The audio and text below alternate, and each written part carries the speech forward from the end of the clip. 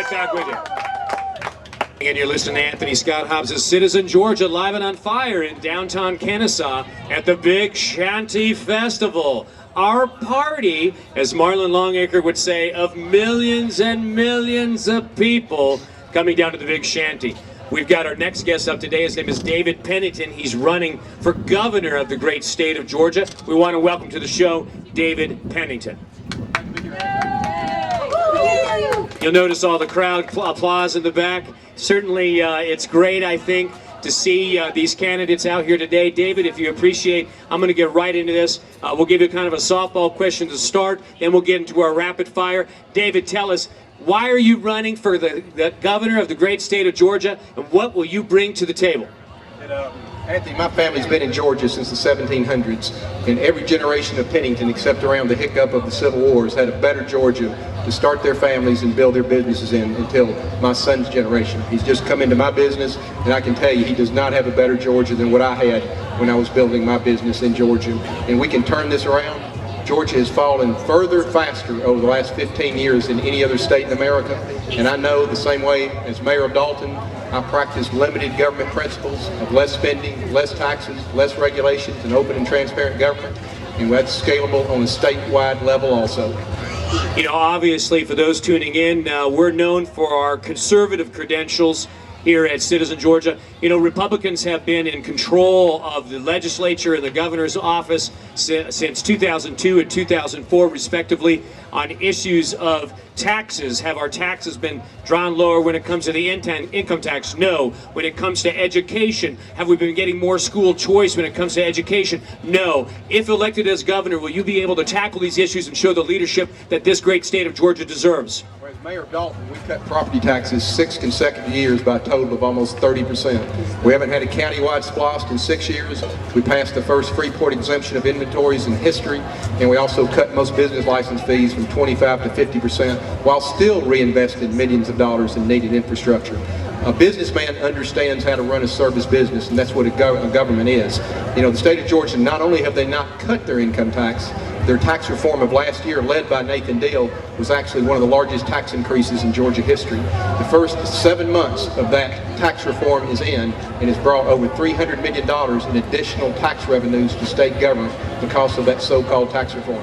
Let's elaborate a little further on that. When you say that legislation was one of the largest tax increases by a sitting Republican in office, tell me, where are you coming with that? Be a little more specific. What are you saying there? It was really driven by the TABT, the automobile tax. Now, understand Georgia was already the most expensive state in America to own and operate a vehicle in.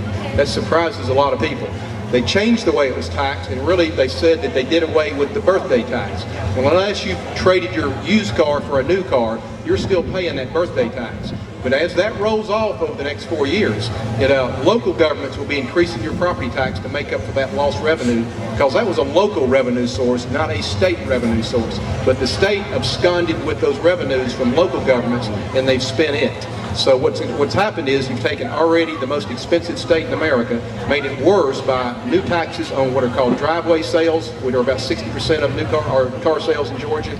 Different ways we tax lease car sales, and now when you bring a car into the state of Georgia, you move to Georgia, a car you've already paid taxes on, you get to pay taxes on it again.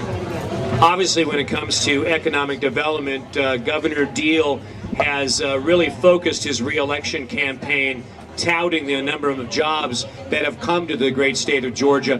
What would you say as far as in his economic development and increase in jobs? What type of grade would you give him? Would you give him an A? Would you give him a C? What type of grade would you give Governor Deal, and why? I'd give him an F, because number one, he really hasn't done anything.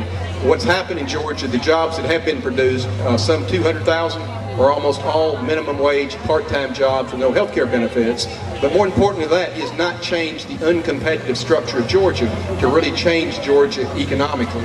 And when you look at our high taxes, which is the 9th highest state income tax in America, and as already mentioned, the automobile taxes, Georgia really is not moving, and it's evident in the statistics. We have the 3rd highest teenage unemployment rate in America, the 4th highest long-term unemployment rate in America, the 5th highest poverty rate in America. So if the economy's moving, why are those statistics so bad? you know, what gets me as far as in educating our children. You know, Phoebe and I, we've got Gabby, we've got Senate, you know, and we continue to say, you know, what is happening on that educational front, and all of this intergovernmental hogwash of fighting with John Barge over education. If elected governor, what will you do as an education governor to increase student achievement and get us, are we 48th, are we 50th? I'm not sure where we are on a national standard, but what would you do to work with the state school superintendent or through your office to increase student achievement? Well, I think, first of all, I think local school superintendents are more important than the state school superintendent. You can trace the decline in public education in this country and in this state with the centralization of all the power into state houses and now into Washington, D.C. That's why I'm completely opposed to Common Core. That's more centralization of power. And, we need to decentralize the power and control back to local school boards, local school teachers to do what they've been trained to do, educate our children. We're educating children, not manufacturing widgets. You know, I was reading Jim Galloway, our friend Jim Galloway, and the Political Insider in the Al Jazeera Constitution this morning, and AJC, Al Jazeera Constitution, da-dum-bum-bum. But I was reading just in the context of ethics, and do ethics really even matter in Georgia politics today? Obviously, a whistleblower lawsuit that went down this past week, where in essence the ethics the campaign of or ethics transparency committee, whereas she won $700,000. How do you feel these ethics issues will affect Governor Deal when it comes, whether from your primary concerns or whether it comes into the general election when he faces most likely Jason Carter? Well, first of all, forget the politics side of it. Georgia requires bold changes to get us back on course again. This state should be leading the South in economic development, not trailing the South in economic development. But a governor cannot really push for those bold changes if they're not trusted. And at the moment, we rank 50th in almost every corruption ranking. And when you look at the Ethics Commission, that Ethics Commission was destroyed by Nathan Deal when they began investigating Nathan Deal. But there's a bigger issue than the Ethics Commission out there, which is this sale of a business that was built on the back of Georgia laws that he helped pass as a state senator when he was in the Georgia legislature, an auto inspection business that he has now sold many years later to a company called Copar that owes the state of Georgia $74 million in back taxes. Nathan Deal's share of that was $2 million up front, $150,000 a year in rent on that property, and he refuses, and the Department of Revenue refuses to let the documents be made public on the sale to Copar and who Copar really is. That is a absolute blatant violation of the Georgia open records laws. We're going to find out, is the governor above the laws of the state of Georgia? Those need to be released. Are you saying that an open records request has been made? It's been made by Creative Loafing and the AJC. How long ago was the open records request made? I'm not sure of that. They were told it would take 8 months to collect those documents at a cost of $3.8 million. $3.8 million for an open records request. Wow. That's interesting. That's very, very interesting. For those of you just tuning in, we've got David Pennington, who's running for governor here of the great state of Georgia, talking about some of the issues that need to be talked about. Let me throw one out at you, Anthony, because people forget the governor is not just a political figure. He's the chief executive officer of the state. And I can tell you, if he was the chief executive officer of a private business, he would have been fired a long time ago. Our state prison system's in complete disarray. In 2012 alone, we had more prisoners killed in our prison system than some states have had killed over a decade.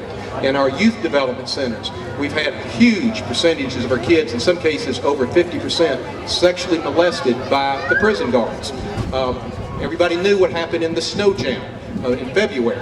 And his solution to that was to shut down our most important economic development engine for 4 days because he was concerned we couldn't clear 4 inches of snow from the road. Our DFACs, they lost 152 kids to deaths under their custody. Our state bureaucracy and our state service delivery system is in complete disarray. So as a chief executive officer of the company of Georgia, he is incompetent and he should be fired. You're hearing from David Pennington saying that our governor, Governor Nathan Deal, is incompetent, should be fired. We're going to go on a quick break here. When we come back, we'll continue asking some questions. You're listening to Anthony Scott Hobbs of Citizen Georgia live down here at the Big Shanty Festival.